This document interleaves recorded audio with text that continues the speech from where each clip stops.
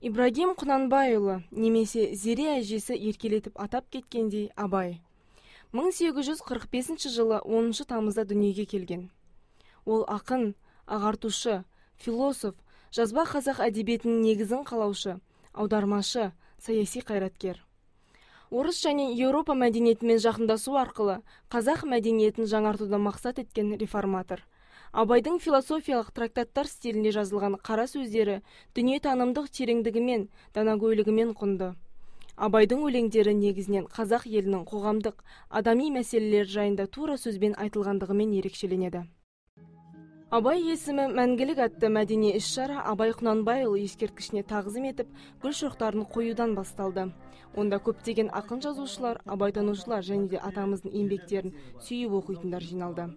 Іс-шара қонақтары облыстық Отырар және Пушкин кітапханаларының көрмесін тамашалап, облыстық мұражайда сақталу тұрған жәдігерлермен танысты.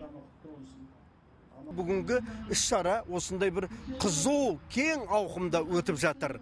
Енді біздің негізгі мақсатымыз мынау үлкен буындағы ақындар, жазушылар, ғалымдар, қоғам қайраткерлері Абайды көбірек танып, біліп, соны енді жастардың санасына сіңдіру болып отыр. Себебі болашақ ізбасарлар солар. Мен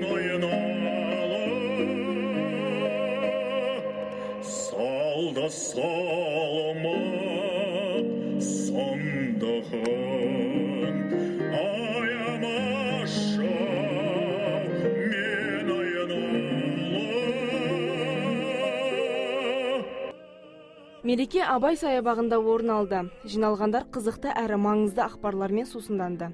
Әсіресе Абай мұралары атты көрме тарихтан сыр шертіп, келушілердің ұлы ақын жайында тағы танып білуіне септігі тиді.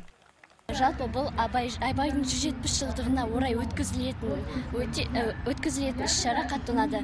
Себебі өзіміздің өткен өміріміздегі адамды ұмытпаған жөн.